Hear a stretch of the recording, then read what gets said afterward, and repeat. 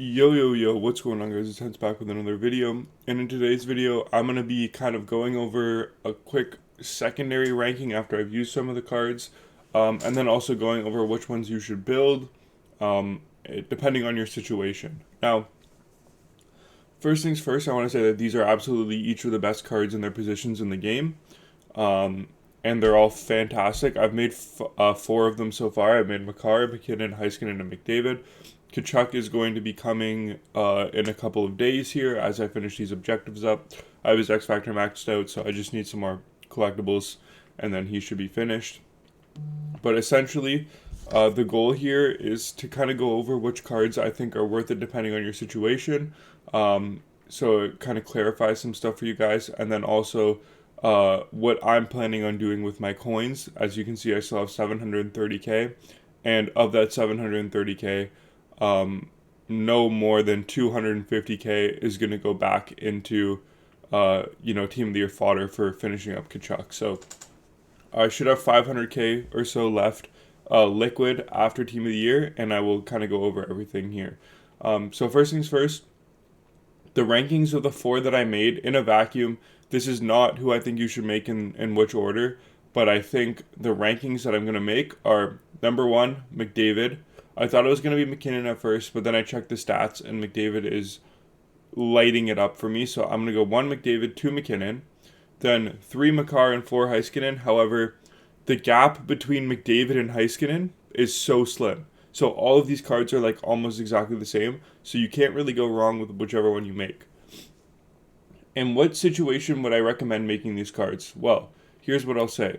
If you're in the position where you know you'll only be able to make one Team of the Year card, and that's the only thing that you're going to be able to make, and you have no chance of making any other Team of the Year cards, even if you grinded all the objectives and did everything, you would not be able to make another Team of the Year card, then I would make Nathan MacKinnon.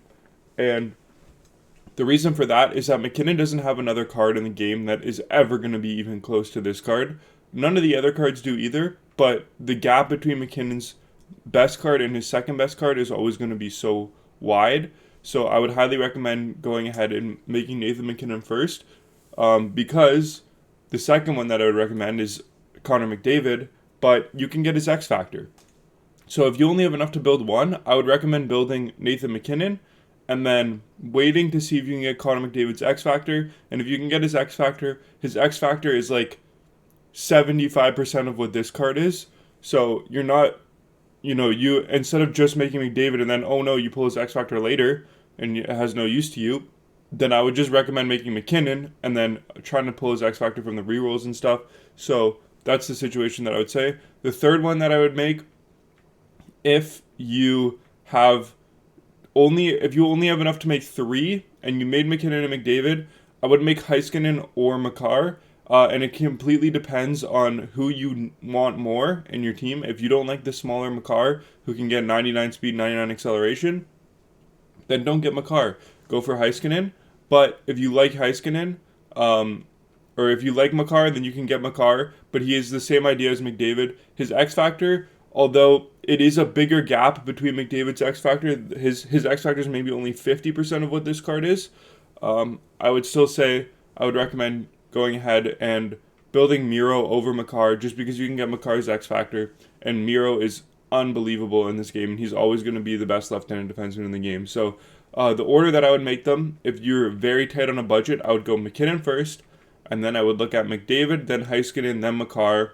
Then, if you've built all 4 of those and you still have any left over, I would build Kachuk, and then with Allmark, which is what I'm going to do, I'm going to try to see if I can buy him tradable by the end of the Team of the Year event. He's going for about 1 million coins right now, which is a decent price. I think he can go up from there. But I think I'm going to try to build Allmark, or buy Allmark on the market. And that's where I'm looking to get Allmark, if I get Allmark. Or I might make one of the Women Team of the Years like Taylor Heisey, who's going to have a great card.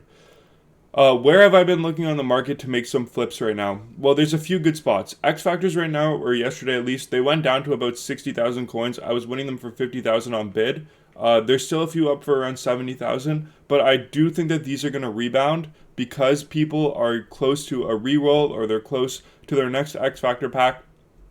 And they, they'll have the ability to do another reroll if they don't get McDavid or McKinnon or McDavid or Makar or um, who was the other one? Kachuk.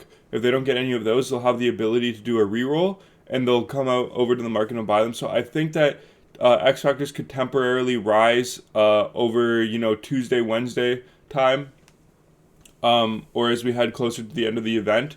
But with that being said, I would not buy them at this 70K price. If they come down a little bit, then maybe I would buy them. You'll still probably make profit if you buy them at 70, but it's a long hold and a little bit of profit. So I would not really recommend doing that unless you're very desperate and you don't know how else to make coins. And then I think that it's a decent buy. These 88 power-up icons, specifically Gordy Howe, I think he's going to rebound like crazy after Team of the Year. I have one of him for full transparency. I bought one at 210,000 coins. This one here for 248K. I would even look to buy this one. I think 250K is a very solid price for him. If I see another one under 230K, then I would buy it personally because I already have one. But if I didn't already have one, I would probably buy this one at 250K because I do think it's a good price because for those of you who don't know, Matthew Tkachuk has Enforcer Forward on his card, and so does Gordy Howe. And if you get Enforcer Forward, it gives you +2 speed.